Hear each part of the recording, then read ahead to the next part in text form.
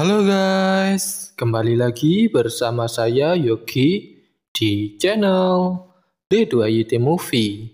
Pada video kali ini, saya akan melanjutkan part ketiga dari alur cerita manhwa Omniscient Reader Viewpoint. Yang mana sudah kita ketahui bersama di part sebelumnya, Kim Dokja berhasil selamat dari kegagalannya menyelesaikan sub-skenario dengan cara memanipulasi semuanya dari awal, sejak skenario utama dimulai. Dan kini Dokja mendapatkan skenario pengganti, yaitu skenario tersembunyi Commander Slayer. Yang mana misi dari skenario itu adalah Dokja harus membunuh Ichthyosaurus dan kabur dari perutnya. Akankah semuanya masih berjalan sesuai dengan rencana Dokja? Oke, tanpa berlama-lama, mari kita langsung ke alur ceritanya.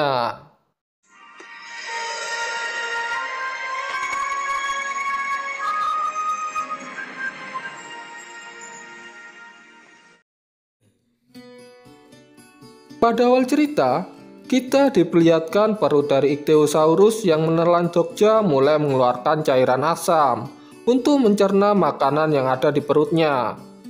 Dokja pun bersiap menghadapi itu dengan menggunakan dua item yang ia beli dari Dokaibi Bag. Terlihat Ichthyosaurus itu mulai mengeram kesakitan.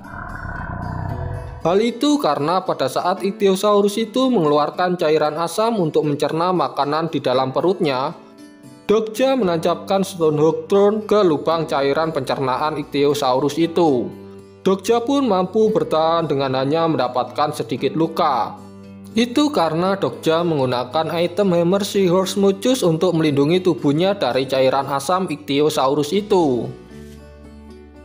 Tak lama kemudian Ichthyosaurus itu pun mati.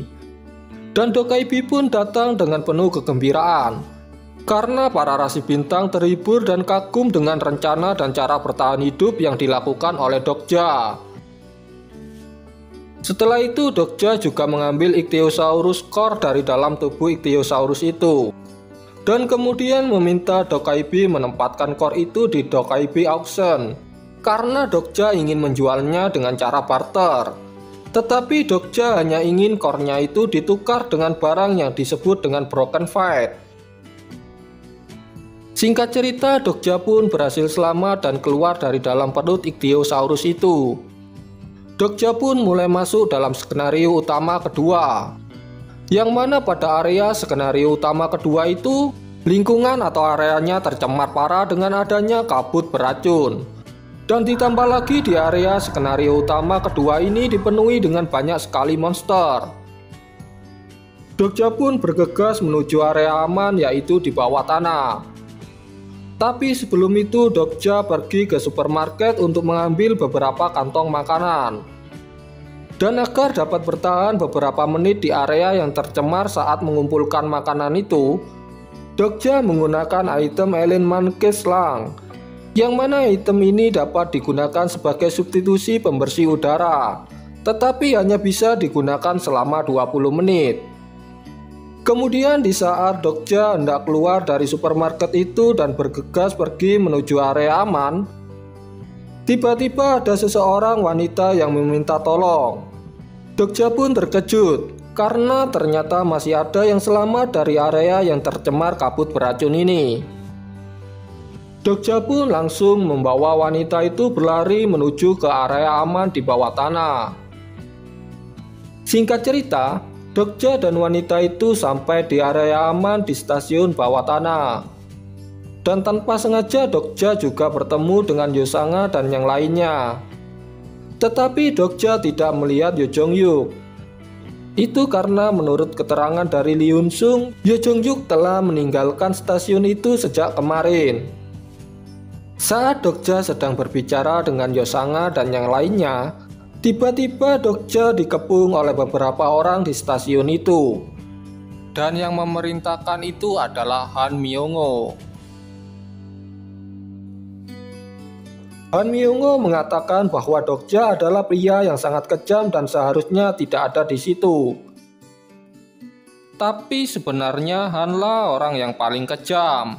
Itu karena beberapa hari yang lalu dia telah meninggalkan Dokja di jembatan patah. Saat situasinya mulai memanas, tiba-tiba ada yang datang menghentikan Han. Pria itu adalah Seon In-ho, yang merupakan pimpinan atau ketua dari grup yang ada di stasiun itu. Ia terlihat baik, tapi sebenarnya dia sangatlah licik. Itu terbukti dari dirinya yang pada saat itu langsung menawari Dokja untuk bergabung dengan grupnya. Bahkan menawari Dokja dengan posisi yang tinggi jika Dokja mau menerima tawarannya. Hal itu In-ho lakukan agar dia dapat memonopoli makanan yang dibawa oleh Dokja. Tentu saja Dokja yang mengetahui bahwa In-ho hanya memanfaatkannya langsung menolak tawaran itu. Tapi In-ho tidak berhenti sampai di situ. In-ho mencoba memprovokasi orang-orang yang ada di stasiun itu secara diam-diam. Dan itu mengakibatkan beberapa orang marah kepada Dokja. Apakah kau benar-benar memonopoli makanan? Apakah kau akan memakan semuanya ketika ada cukup untuk dibagikan ke semua orang? Serahkan makanan itu pada In-ho. Dia akan membagikannya dengan adil. Orang-orang itu pun mulai mendesak Dokja. Tetapi tiba-tiba In-ho datang dan menenangkan mereka dengan mengatakan sebuah kebohongan bahwa Dokja telah membuat keputusan untuk bekerja sama. Hal itu dimaksudkan agar kali ini Dokja tidak punya pilihan lain selain menerima tawaran dari In-ho.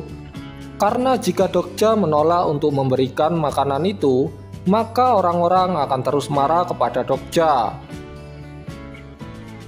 Akhirnya Dokja pun menyetujuinya, tapi Dokja tidak akan memberikan makanan itu secara gratis. Mereka harus membayarnya dengan koin.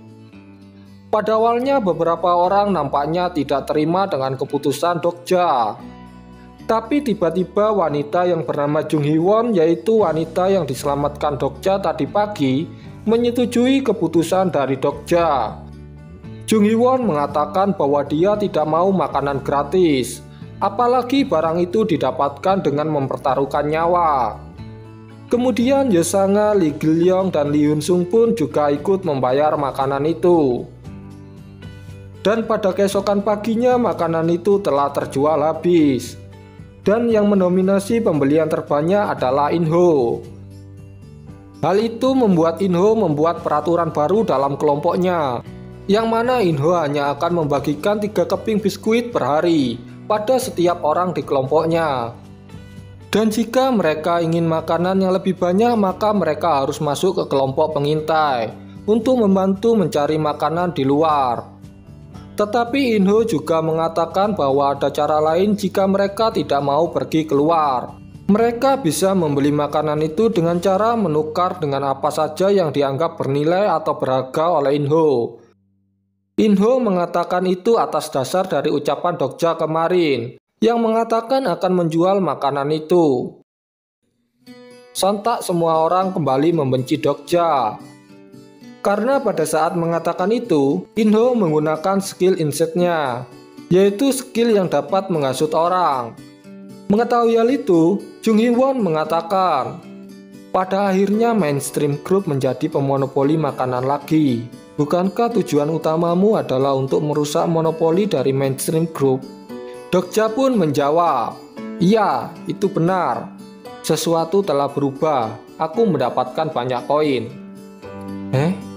Tidak mungkin. Apa yang Dokja pikirkan? Ye Sang-ha, bisakah kita benar-benar percaya pada orang ini?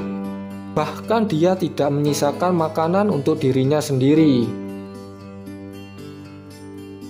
Kemudian setelah itu, Dokja meminta pada teman-temannya agar segera menghabiskan semua makanan yang mereka beli kemarin.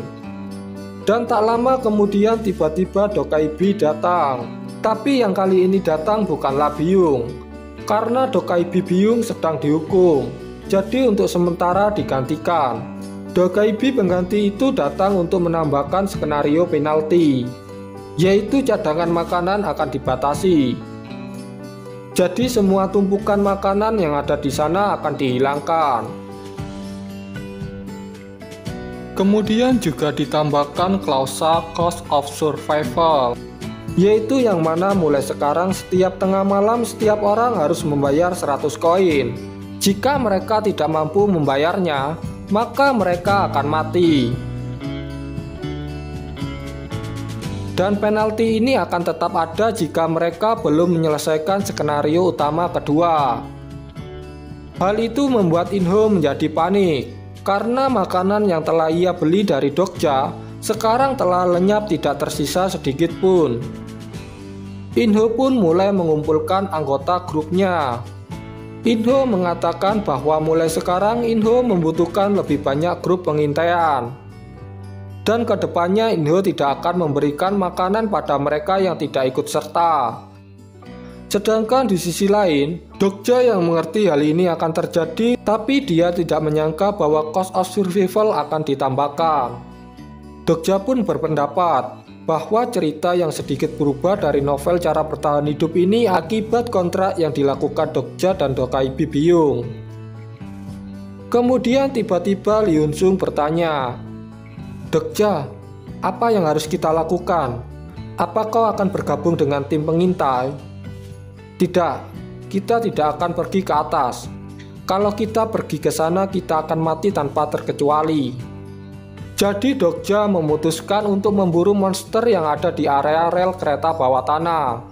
Monster-monster itu akan dijadikan sumber makanan mulai sekarang. Dokja dan keempat temannya pun bersiap memburu monster. Tapi ketika Dokja hendak pergi, Inho datang. Dan nampaknya Inho tidak akan melepaskan Dokja begitu saja. Sehingga Inho meminta pada Dokja agar mengajak satu orang dari grupnya. Orang itu adalah Han Myung-woo.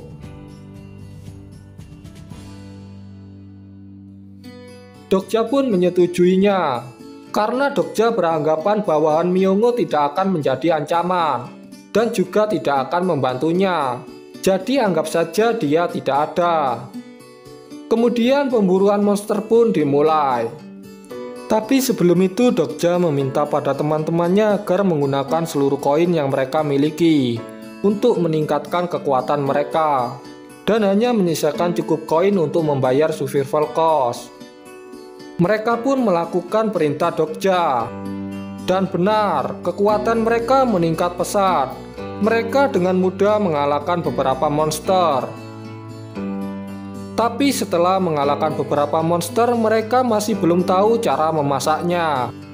Mereka pun bertanya pada Dokja, tapi Dokja hanya menjawab, "Nanti kita akan tahu caranya." Saat mereka sedang berbicara, tiba-tiba Han yang sedang bersembunyi berteriak.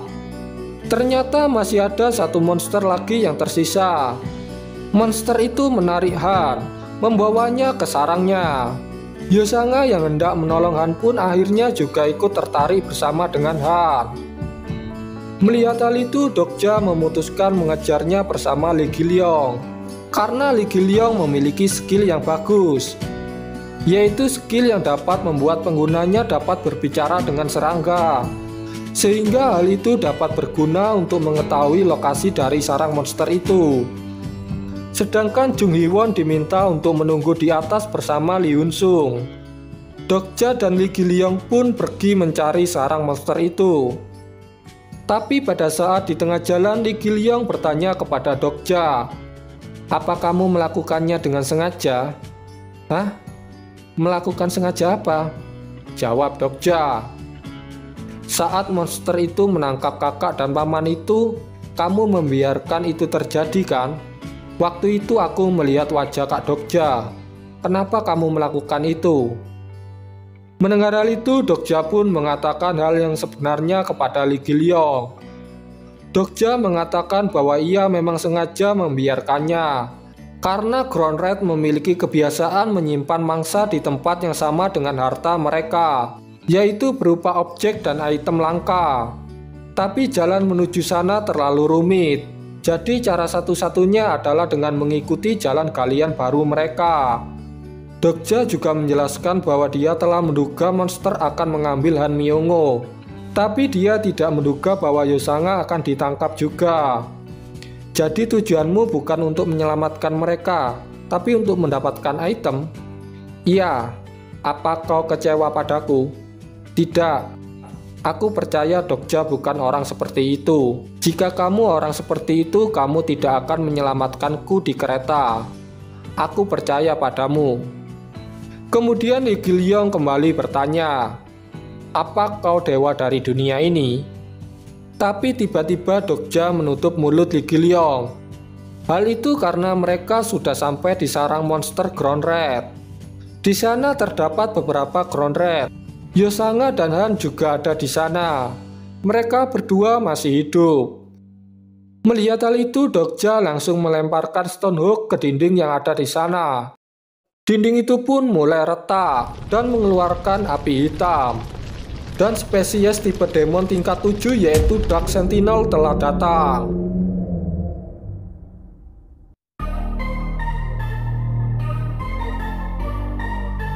Oke, sampai di sini dulu untuk part 3-nya. Untuk part keempatnya kita lanjut di minggu depan. Thanks for watching. Jangan lupa like, comment, dan juga subscribe agar kalian tidak ketinggalan update terbaru dari channel ini. See you next time.